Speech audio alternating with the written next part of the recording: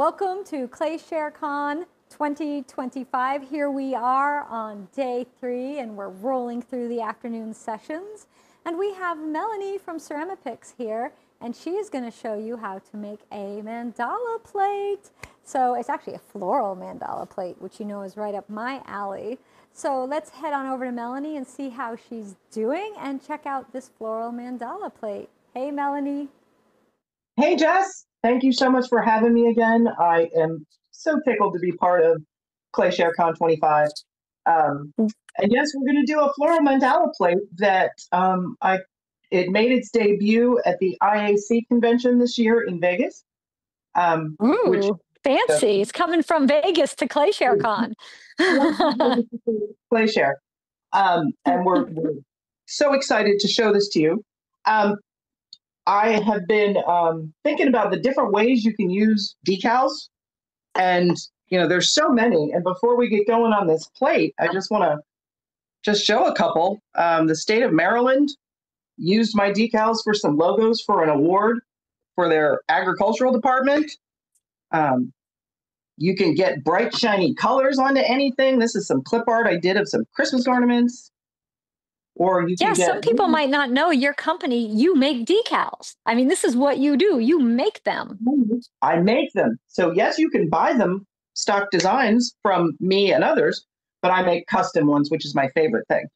And this all started with wanting to get a good recipe plate. And so you can see handwriting and your loved one's photo, and we can add some accents to it. So let's get cracking on making our own mandala plate. So I did a little bit of prep work ahead of time. And what I did is I base coated this plate with one of my favorites, Mako Foundations White.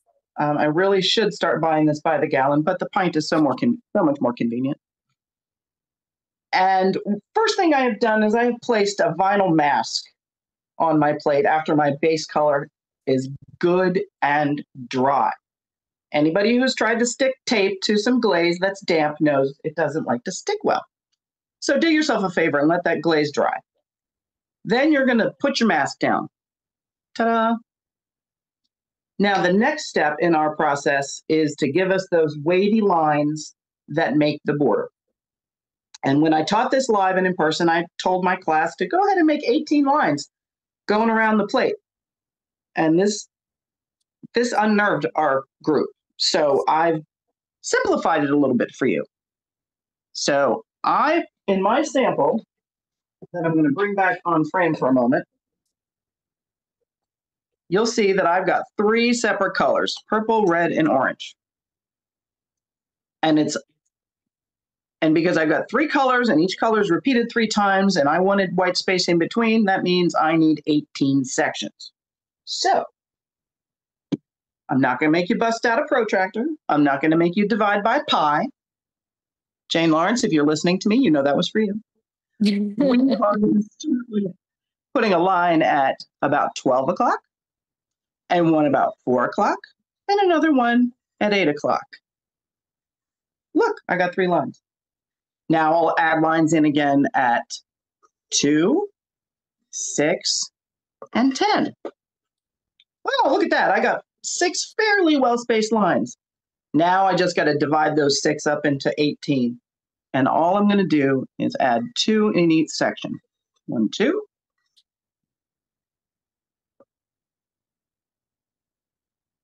You notice how I'm not being particular. I don't have a ruler. This is a very organic design. If this is something you struggle with in your art, maybe this is a good project to try because it doesn't have to be anything. And if you don't want that many stripes around your border and you want it different, well, bless you, go right ahead. So now, this is where the step where we add some color. And I'm going to throw y'all a curveball. I am going to decorate with colors different than the plate that I just showed you. Okay? I picked some blues and greens and purples. Why? Because I like them. So to do that, I'm not going to painstakingly make you watch me paint every last little section because that would be incredibly boring. So after I get all of my sections marked out, I want to block off every other one to get no color. So X's in every other spot. This gives me the visual reminder to not put color in that spot. Some people can do it by memory. I cannot. So I'm going to start with color A, and I will do 3 coats. And you notice I'm coming up over the mask. And I'm going to fill that in. You hear that wispy sounding? That's your brush crying for more moisture. If you can hear your brush on your bisque, then that's something's not right. All right, so we're going to pretend that's 3 coats, and we're going to go to our next color. And look what I did. I put color right over the X because I'm trying to talk and paint. Well, guess what? Now my X's mean there's color going to be there because it's all fine.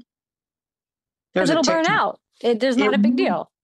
It will burn out. Although pencil, I'm going to get some haters here, but pencil can be a little unkind because there can be a lot of impurities in pencil. So if you're going to use it, use a really light touch. And there's pencils you can get that are wax free. So I have found them on Blick. If you just search for wax-free pencils, they're a little more expensive. And so if you get those, you want to mark them and not lose them and use them just for writing on your bisque or whatever. Don't leave them where the kids are going to do their homework. Exactly. Kind of like the rule of my mother and her sewing scissors. All right. Yes. Oh, there was hell to pay if we messed with the sewing scissors. Okay, so I did color 1, 2, and 3. And to complete this, I would go 1, 2, 3, 1, 2, 3. 3 coats, and I'm done. So I'm going to trust y'all's imagination that you can envision that instead of waiting while I do it, because that really doesn't make for good video. Then what we're going to do, because if you buy this kit from me, you're going to get this orange mask. You're going to get the pattern, all good to go on clay carbon paper. And you're also going to get the decal, which has the design. And you're going to say, whole Melanie, kit and caboodle. Yeah. Oh, listen, I'm going to set you all up. You're going to say, Melanie, why is that decal yellow? I don't want yellow. All those colors? No. This yellow, or sometimes it's green, is a lamination product that holds the ceramic pigment in place. Fun fact, I print these decals using actual ceramic pigment. Many of you have heard of the Fired on Images product that's been out for more than a minute, and it's a terrific product, and it uses black toner from an HP or Canon printer, and it does a great job. It's a wonderful product. But it works because of the iron oxide present in the toner. My colors are actual ground up ceramic pigment that are fed through a laser printer. And this yellow just holds it in place till we put it on the plate. All right, so after I've got my border painted, I'm going to take up my mask, and I will have, through the magic of television, I will have laid this clay carbon pattern down in the circle, and I would have traced all of these little lines. And I'm sure you're grateful to not have to watch that, because that's painstaking. So through the magic of television, I'm going to take the mask off, and this will show you two things. It's there. Ta-da! You will see this perfect line right there, and it's going to go all the way around. That creates that circle in the center of our design. The mask did the work for you there, because my hand is only so steady. Then our next step is going to be, after we've traced, and we've traced it all, and we all have tricks about maybe putting a piece of tape on our clay carbon paper so we can pick it up and check as we go through our tracing. I will confess, I did this particular sample using old school black carbon paper. Where are my friends who took typing class? Y'all know what that is. I don't know if they don't teach typing on the IBM Selectric like they used to. I don't think they teach typing at all. No, they teach keyboarding skills. Same kind of deal. If you are a fan of the black carbon, it will work, especially for this project, because black carbon can sometimes often have a little wax resist in it.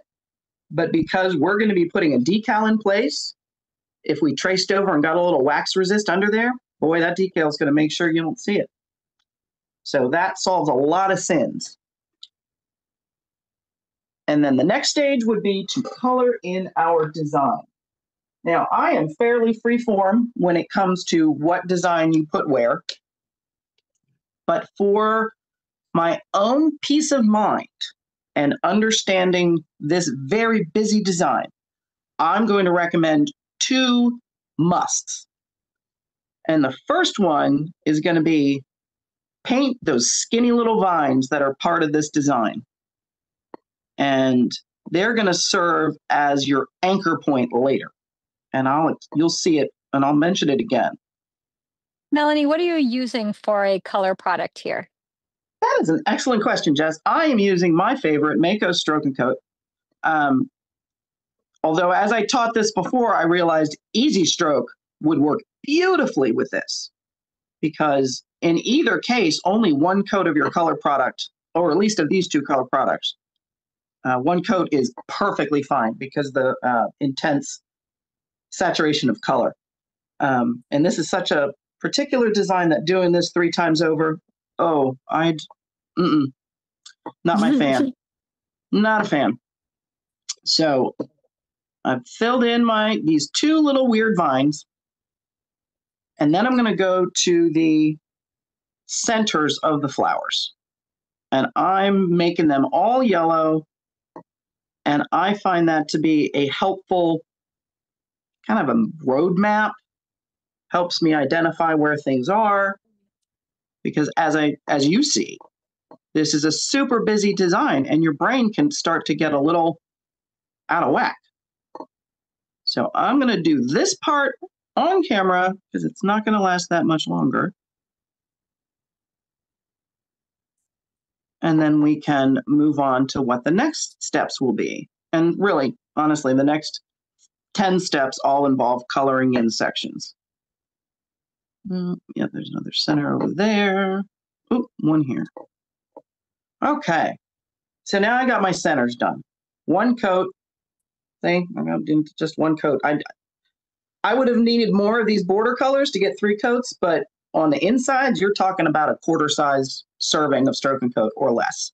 So it's a good, if you need to teach a class that's going to take your students some time, this is a good one. It does, there's time to trace, there's time to color in, and plenty of time for them to ask you questions and you all can have a conversation. So moving forward, I would take the border colors and I would repeat them on some petals. Maybe I'll do this flower in this color. I'm a little weird. I like things to be different all the time. I don't like colors to touch each other because, that's just the way my neurodivergent brain works. All right. And then each flower has these extra elements. Make sure you give them some love in here because there's a pattern to match them. So we filled out all of the colors, and then I will have glazed the back of the plate, and then I would have put it in the kiln and fired it to 06 as dictated. And because this plate is already base coated in white, I don't need a clear on top. I took care of that. I got the base coating done first. If you are a fan of clear glaze at the end, that's a legit step to take. You can do that if you want to. So everything's colored in. I fired it and ta-da! Magic. You will notice that there are black outlines. I skipped a step because I wasn't looked at my instructions. But before you remove the mask, you will have outlined all of those sections just from here to here. That's it. The internal is going to be taken care of by your decal. All right, so this is out of the kiln. And this is what it looks like. And you're going to say to me, Melanie, that's kind of nice. It doesn't look nearly as cool as the one you showed at the beginning. No, it does not. Because like painted bisque, before it's fired, it looks dull and uninspiring. And this design looks colorful, but not all that interesting. So let's apply a decal, shall we? So this, in a perfect world, is going to be a dish of warmish water. Lukewarm to warm, not hot. But because my house is not all that warm, I'm dealing with some room temperature, so this may take us an extra moment or two. Notice how that bad boy wants to curl up? And it will. This is typical decal behavior. And you can... You wait it out. What's that? Do you force it down? You force it down or do you wait it out? I usually wait. I've done both. I've plopped it in the water and walked, or as you see now, I've just forced it down. And we're giving this time to get nice and saturated, and it's going to separate from its backing. And I check that with a little pinch. Oh, yeah. There's. Ooh, it's ready. It's about ready. I'm going to give it another few seconds. And the warmer the water, the quicker this happens. But trust me when I say don't go hot water. Because that can get a little ugly on your...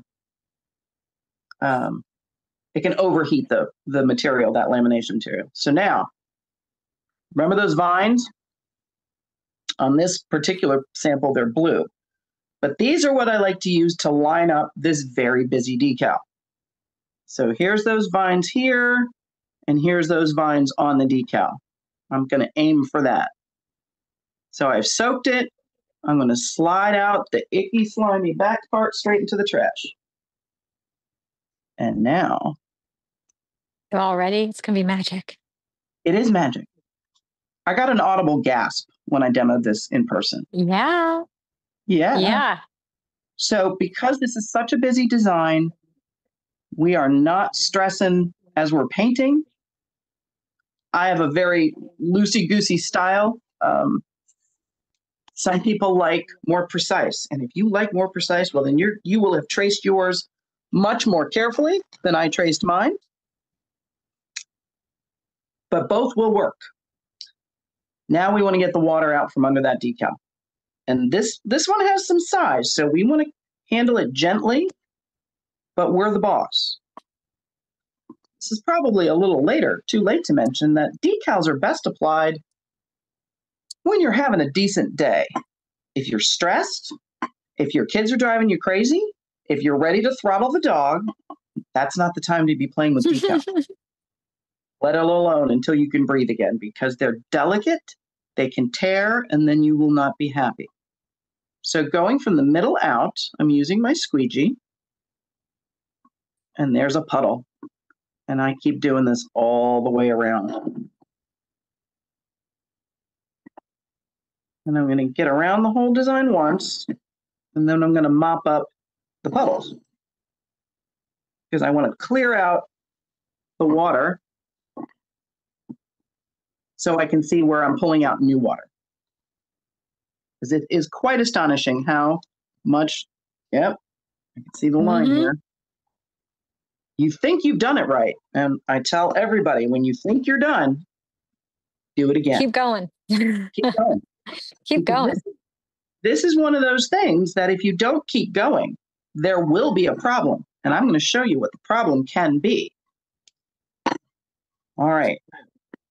So I still got puddles. I'm going to try one more time with your kind patience and indulgence. Go.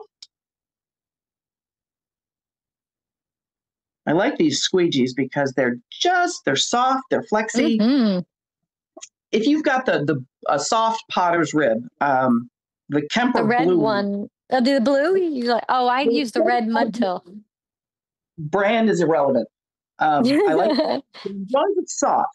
What you don't want, folks, is you don't want to try that hotel key that we all have dozens of. Oh, no.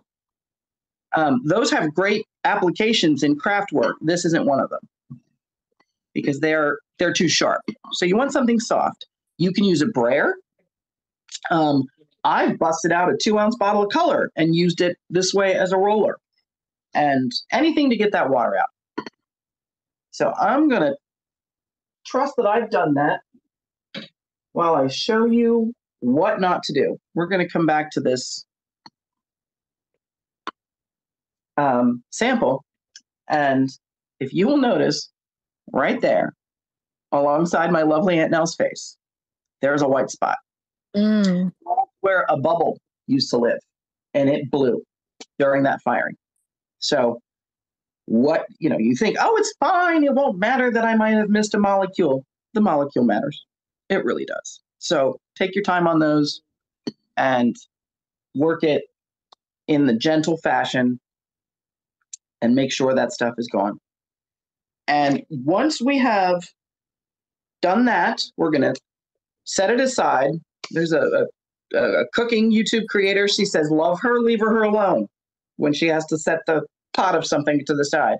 So with our decal, you're going to love her and you're going to leave her alone for a while. I like to recommend let it dry overnight before you fire it. And then this baby's going to go back in your kiln and you're going to fire it to, get your pencils out for me, cone 012. But Melanie, I've been using decals for 40 years, and the decals I have all fire to 01718. Can't I just do it there? Well, you could, but you won't be happy with the result. And then you won't be happy with me, and then that's then every day. The original decals that are still in the marketplace, not knocking them. They're wonderful. They're there. People have them. Use them. You just can't. They don't play together at the right temperature. Kind of like Sony and like VHS and Betamax. Oh, so yes, 012, cone 012, cone 012, cone 012. You can cheat it a little hotter. Somebody did some recently, and one of my first demo people, and she fired them to 010. Happy results. I've even gone as high as 06, and I've had decent results. But best is keep it at 012, and your work will look stunning. So, more magic television, you get that.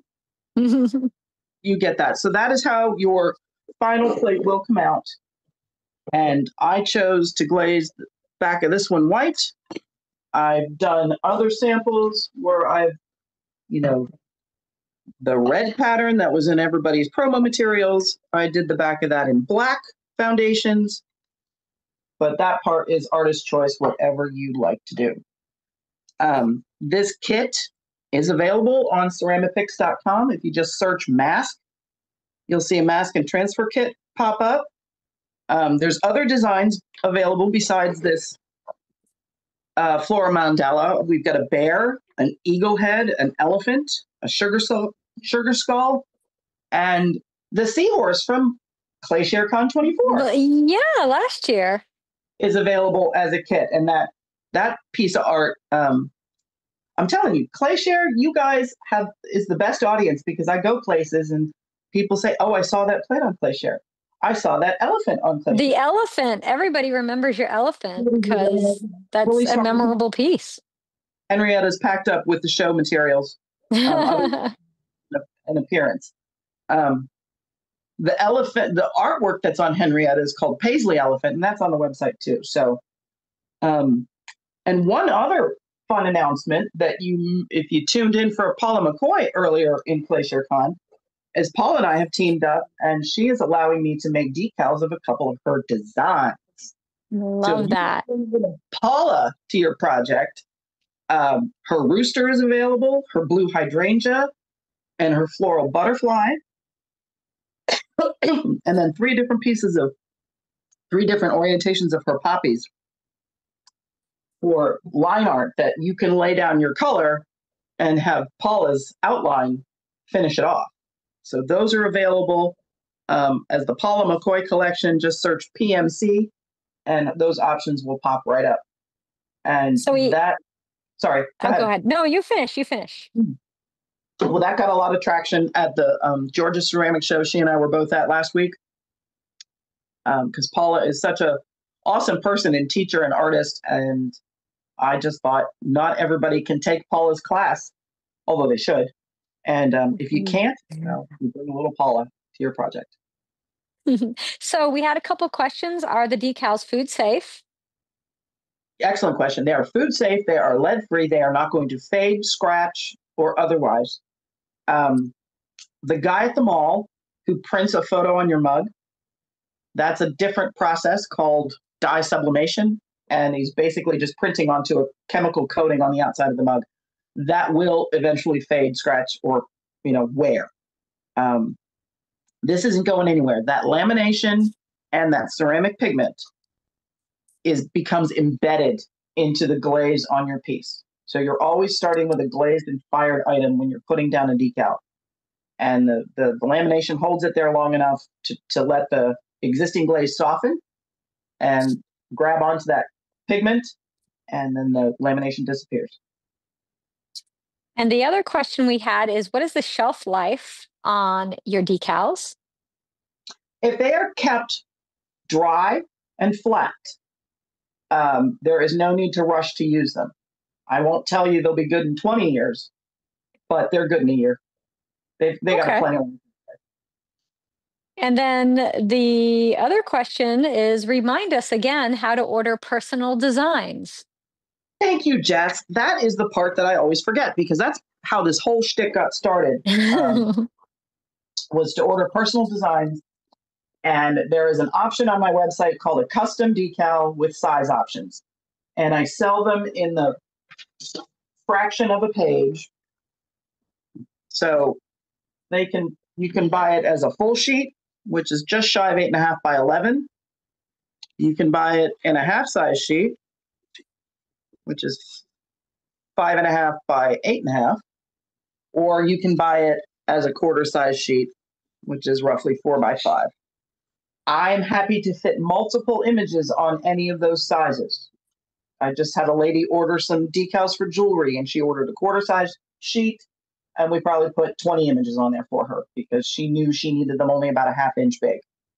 So I'm going to help you find the most economical way to order it.